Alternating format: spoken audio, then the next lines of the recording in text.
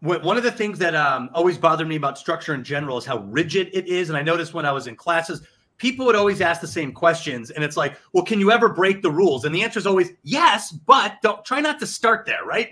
You got to master the rules. You know, if I may just interrupt for a second, I remember teaching a class once on screenwriting at U Chicago. It wasn't a class. It was a weekend seminar. I was asked to come and speak. And you know, after I gave my methodology, which you've seen, my method for doing storytelling, Heath knows it well. A young kid in the class is like, I don't need any of this structure. I can start without it. I'm like, no, you can't, because you don't understand it.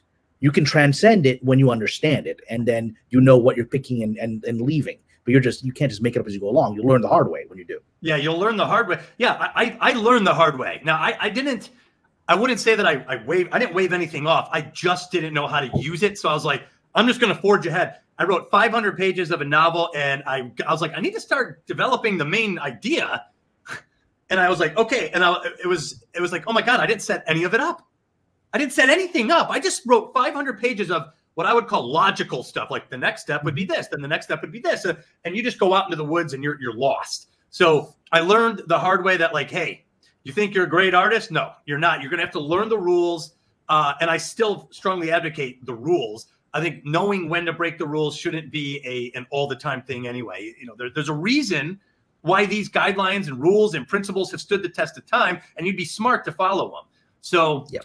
I was always bothered by that. And it seemed like everybody seemed thrown off by it. And all the questions revolved around how to follow structure, when to break structure, how to be conventional, when to be unconventional. And of course, you have the pure artist mentality of, I do anything. I just, throw it out there. And every now and then you run into someone who could do that. But for most people, that's not going to be the case.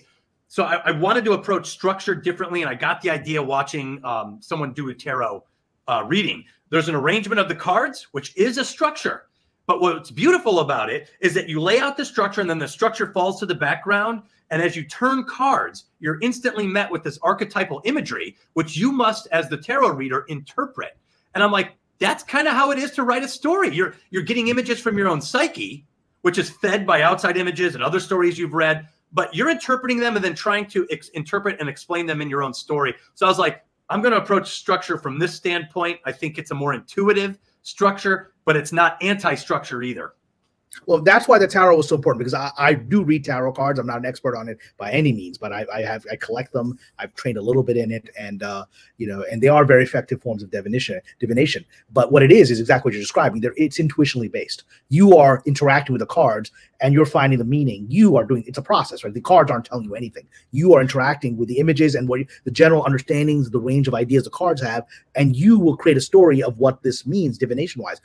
And they're very and since we're talking about feminine energies, one of the attributes of the feminine is arguably intuition, the woman's intuition, the feminine intuition, right? And so that's why when you said that, I was like, that's genius. That's exactly what you need in a book about the feminine, storytelling, because it's intuitional.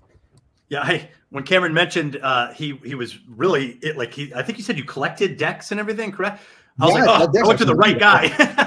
I'm going to show you my favorite one. You guys keep talking. I'm going to show you my favorite one. Okay. Well, I was going to say, while he's bringing that up, I was going to say that when Doug was talking about the psychology and the discovery of this, it's been a theme on this channel as we study story and talk about archetypes and all of that as well, that we are discovering things. The hypothesis that we've kind of been operating on, many of us have been, is that these things are kind of embedded in our psyche, and we are discovering them, and that's why they are universal, and we see them over and over again, and they're part of humanity. That's kind of the hypothesis that a lot of us have been working on. Well, and that's what was important. Oh, go ahead. No, I interrupted you. Go ahead. That's important to interrupt. And then I'll show you. That was important to me. That I've read a lot of books on heroine storytelling or feminine storytelling, and one of the problems I feel like it was that the authors sometimes tried to tell us what it should be.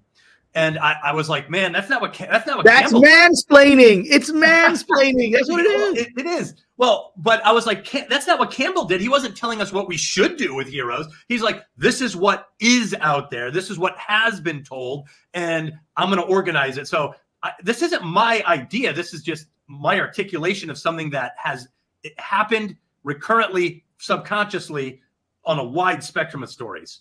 All right. So now I'm going to mansplain my favorite tarot deck, right? Yes. Okay. It's this. And it's not an easy deck to get anymore. Tarot of Eternal Night. Hold on, let me solo you, Cameron. Sorry, let me solo you. There we go.